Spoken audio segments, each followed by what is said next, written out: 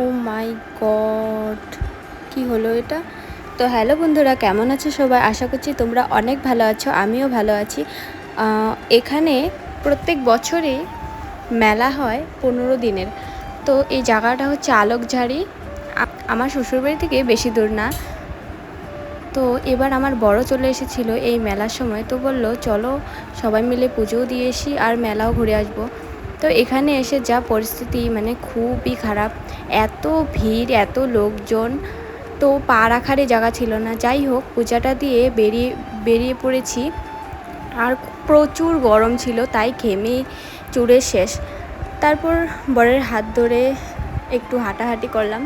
তো বর বলল চলো তোমাকে পাহাড়ে উঠাই। আমি তো এর আগেও পাহাড়ে চড়েছি, তাই একটু অভিজ্ঞতা আছে। তো পাহাড়ে চড়েই দেখি দোকান বসেছে কয়েকটা জায়গায় জায়গায়। তারপর বর বলল তুমি শশা খাও। তো কেটে একদম আমাকে রেডি করে দিয়েছে। তো বাস এতটুকুই ছিল। ভালো লাগলে অবশ্যই লাইক, সাবস্ক্রাইব আর আমার পাশে থেকো।